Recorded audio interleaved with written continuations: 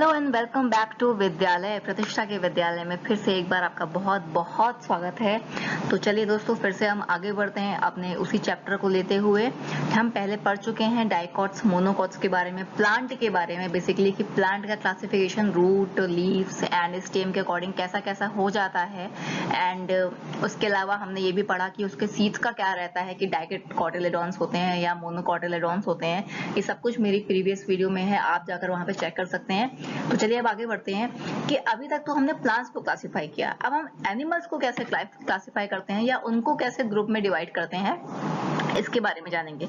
आपको सामने एक टेबल दिख रही है जिसमें कि लिखा हुआ है कि movements in animals and their body parts involve. Basically क्या होता है, एनिमल्स में हम ये देखते हैं कि कौन सा बॉडी पार्ट वो इन्वॉल्व कर रहे हैं अपने मूवमेंट के लिए। जैसे कि एंट नंबर 1 पे है, एंट का जो बॉडी पार्ट इन्वॉल्व होता है मूवमेंट में वो होता है लेग्स। गोट क्या करती है, गोट बेसिकली जो मूवमेंट करती है वो वॉकिंग एंड जंपिंग का करती है और उसमें भी वो लेग्स को इन्वॉल्व करती है। बट पिजन आ जाता है यहाँ पे।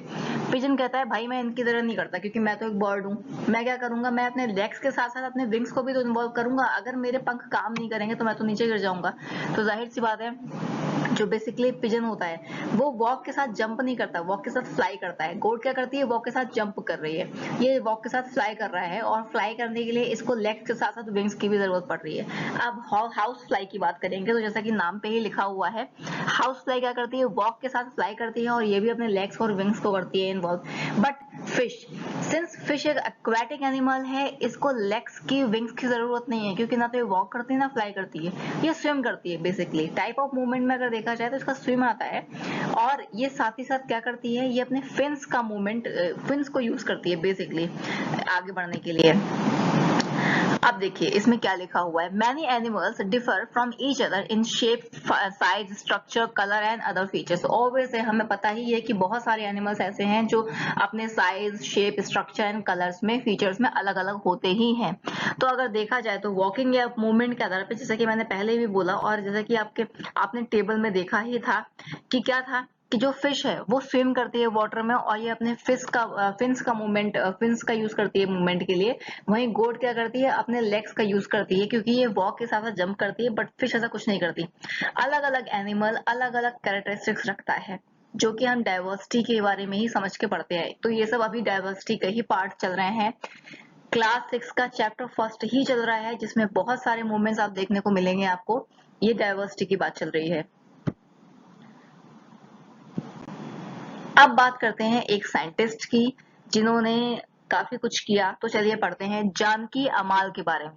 बेसिकली जानकी अमाल जो थी वो एक इंडियन बॉटनिस्ट थी। ये आपको बेसिकली क्लास के एग्जाम्स में पूछ सकते हैं कि इनके बारे में लिखिए। कॉम्पिटेटिव एग्जाम्स में 1 नंबर का क्वेश्चन आ सकता है, 1 लाइन का क्वेश्चन आ सकता है कि हु वाज जानकी अमाल। आपको 4 ऑप्शंस दे सकते हैं वो मल्टीपल चॉइस क्वेश्चंस में। एंड मोस्ट इंपॉर्टेंट चीज कि आपको बेसिकली क्लास 6 में आपको एग्जाम्स के पर्पज से आपको दे सकते हैं कि जानकी अमाल के बारे में लिखिए। तो बेसिकली जानकी अमाल वाज एन इंडियन बॉटनिस्ट थी जो बेसिकली एनवायरमेंटल वर्क के लिए जानी जाती थी। मतलब उन्होंने एनवायरमेंट के लिए बहुत काम किया और प्लांट बायोडाइवर्सिटी में इनका काफी अच्छा रोल था। बेसिकली ये किससे रिलेटेड है, प्लांट बायोडाइवर्सिटी से रिलेटेड है। और सबसे बड़ी बात, सेव साइलेंट वैले मूवमेंट में इन्होंने काफी महत्वपूर्ण रोल प्ले किया था। सेव साइलेंट वैले मूवमेंट में आपसे ये भी क्वेश्चन पूछ सकते हैं कि सेव साइलेंट वैले मूवमेंट में किस साइंटिस्ट का रोल सबसे बड़ा था या ज्यादा था।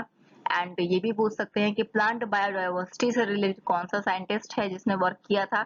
बहुत सारी चीजें आ सकती हैं इसमें, आपको 2 से 3 चीजें मिल सकती हैं कि उन्होंने सेफ साइलेंट वैले में मूवमेंट किया है, मूवमेंट में रोल प्ले किया है। उसके अलावा वो प्लांट बायोडाइवर्सिटी में उनका काफी इंपॉर्टेंट रोल था और उन्होंने बहुत सारे प्रोग्राम्स को भी इनिशिएट किया, क्योंकि वो बॉटनिकल सर्वे ऑफ इंडिया की हेड थी। प्लांट डाइवर्सिटी के लिए उनका मेन रोल रहा है, इसीलिए उन्होंने सेफ साइलेंट वैले मूवमेंट में भी पार्टिसिपेट किया है।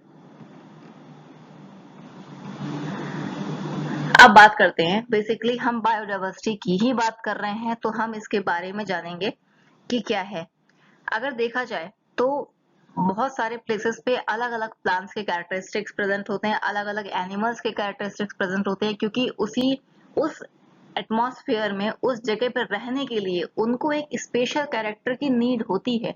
जो वहाँ के एटमॉस्फेयर में उनको एडजस्ट कर पाए, इसीलिए वो उसके अकॉर्डिंग अपने अंदर कुछ कैरेक्टरिस्टिक्स लाते हैं, डेवलप करते हैं और बाय डिफॉल्ट उनके अंदर होते भी हैं, अगर वो जनरेशन टू जनरेशन चलता है तो।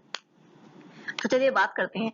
पहला है माउंटेन्स की अगर हम बात करते हैं, कोल्ड रीजन्स जिसका अगर हम बात करें, तो बेसिकली प्लांट्स कौन कौन से पाए जाते हैं? ओक्स पाए जाते हैं, पाइन्स पाए जाते हैं, सिडार्स पाए जाते हैं, ये माउंटेन्स में पाए जाते हैं। एनिमल्स कौन कौन से पाए जाते हैं? याक पाया जाता है, रेड पांडा पाया जाता है, स्नो लेपर्ड पाया जाता है। बेसिकली ये माउंटेन्स में पाए जाने वाले एनिमल्स हैं, because they are adapted to that environment.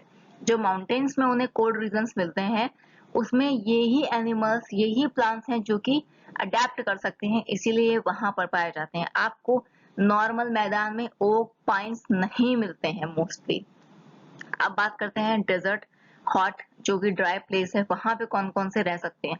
वहां ओक्स या पाइन्स नहीं रह सकते। वहां पे कौन रह सकता है? प्लांट्स की अगर बात करेंगे तो कैक्टस आपको माउंटेन में नहीं मिलेगा, कैक्टस आपको डेजर्ट में मिलेगा। पाम ट्रीज आपको डेजर्ट में मिलेंगे। डेजर्ट सेज आपको डेजर्ट में ही मिलेगा, नाम से ही समझ में आ रहा है। तो आप इनको ट्रिक के थ्रू याद करिए, cactus, palm trees and desert sage, ये बेसिकली डेजर्ट में मिलते हैं, हॉट एंड ड्राई प्लेसेस पे मिलते हैं। एनिमल्स की बात करेंगे तो कैमल्स, लिजर्ड, स्कॉर्पियन हमें बेसिकली डेजर्ट में ही देखने को मिलती हैं। CLS, camels, lizard, scorpion. Camel आपको याद होता है मोस्टली, प्लांट्स में डेजर्ट से आपको याद रहेगा, दो ही आपको बेसिकली याद करने। कैक्टस बहुत कॉमन चीज है, ये सबको पता होता है। पाम ट्री आपको याद करना है कि वो डेजर्ट में मिलता है। उसके अलावा लिजर्ड एंड स्कॉर्पियन भी डेजर्ट में मिलते हैं, ये भी आपको समझने की जरूरत है। अब हम सी की बात करेंगे तो सी में हमें ना कैक्टस नहीं मिलता, हमें फाइटोप्लैंक्टॉन्स मिलते हैं। प्लांट्स की अगर बात करते हैं, रेड एल्गी मिलेगा सी में, सी ग्रास मिलती है। देखो एक एक नाम तो ऐसे हैं जो कि उसी जगह से रिलेटेड हैं, तो वो तो आपको याद हो जाते हैं। उसके अलावा बाकी को आपको ट्रिक से याद करना है कि कौन सा है जो हमें ट्रिक से याद हो सकता है। ये पूरी की पूरी टेबल आपको याद होनी चाहिए। याद हो जाए तो मुझे बताइएगा, मैं आपसे पूरी टेबल का टेस्ट ले लूंगी। अब बात करते हैं एनिमल्स की बात करेंगे तो वेल्स, जेलीफिश एंड ऑक्टोपस, ये आपको डेजर्ट या माउंटेन्स में नहीं मिलेंगे, ये आपको ओशियन में ही मिलेंगे। चलिए कैमल्स के बारे में जानते हैं, उन कैमल्स के बारे में जो बेसिकली कोल्ड डेजर्ट में रहते हैं, और उस कैमल के बारे में जो बेसिकली हॉट डेजर्ट में रहते हैं। जो हॉट डेजर्ट में रहते हैं उनके पास में क्या होता है? बहुत लंबे लंबे पैर होते हैं, बहुत बड़े बड़े हुप्स होते हैं। हुप्स मतलब पंजे होते हैं आगे के, उनके बारे में बात चल रही है।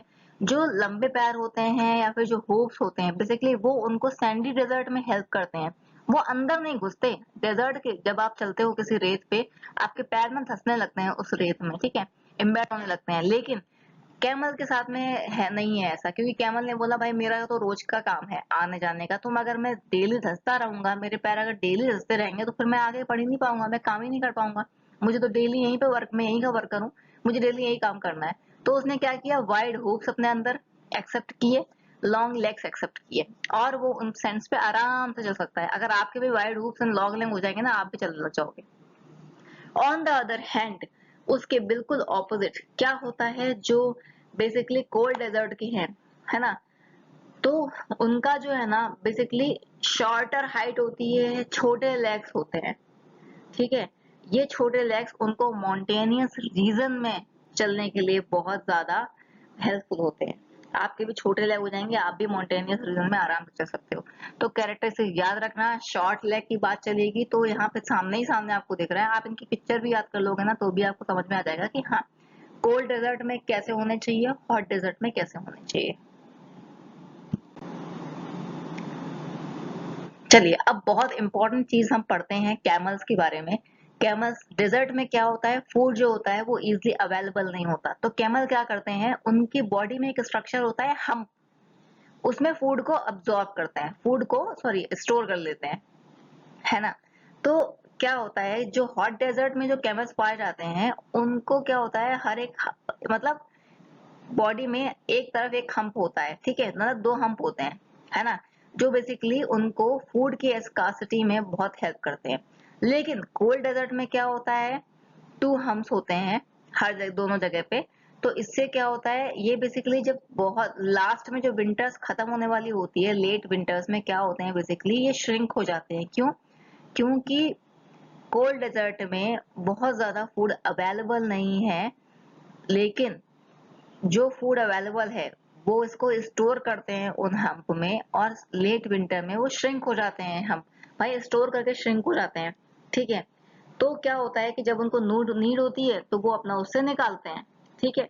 हॉट डेजर्ट में भी ऐसा ही होता है कि इनके अंदर एक स्ट्रक्चर है, दोनों के अंदर सेम स्ट्रक्चर है, बस कोल्ड डेजर्ट वाले के पास में दो हम्प होते हैं हर एक जगह पे, एक तरफ, और जो वो होता है हॉट डेजर्ट होता है उसमें एक एक हम्प होता है। ये भी ध्यान रखना, कैरेक्टरिस्टिक्स में हो सकता है कि आ जाए। तो इससे क्या होता है, उनके फूड स्टोरेज के लिए ये स्ट्रक्चर पाया जाता है हम्प। मोर ओवर क्या होता है, बेसिकली क्या होता है कि विंटर्स में आप जितने भी एनिमल्स देखेंगे उन पे आपको लॉन्ग हेयर ही देखने को मिलेंगे, हेड टू नेक। क्यों? क्योंकि उनको एक तरह से कवर रखते हैं कोल्ड विंटर्स में। वहीं पे आप अगर देखेंगे कि जो डेजर्ट होता है, कैमल जो होते हैं बहुत ज्यादा यूरिन पास नहीं करते, है ना, क्योंकि मतलब उनको यूरिन पास करने के लिए वो ऑलरेडी इतनी डेजर्ट में होते हैं, हॉट डेजर्ट में उतनी गर्मी में होते हैं, यूरिन कैसे पास कर पाएंगे। और उनको पसीना भी नहीं आता है, क्योंकि ऑलरेडी ना वो जब एक्सट्रीम कंडीशन हो जाती है हॉट की, हीट की, तो क्या होता है कि बेसिकली हमारे अंदर ना वेपराइजेशन क्रिएट हो जाता है, तो बॉडी से पूरी गर्मी बाहर निकलने लगती है, तो एक टाइम बाद हम बहुत नॉर्मल फील करने लगते हैं। तो बेसिकली अगर देखा जाए तो वो बहुत ज्यादा वाटर वाटर जो होता है वो अपनी बॉडी से नहीं निकालते, जिसकी वजह से उन्हें वो बहुत टाइम तक जिंदा रह सकते हैं बिना पानी पिए।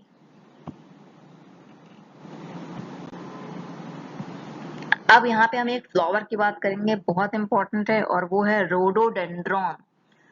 रोडोडेंड्रॉन जो होता है बेसिकली नीलगिरी के शोला फॉरेस्ट में पाया जाता है।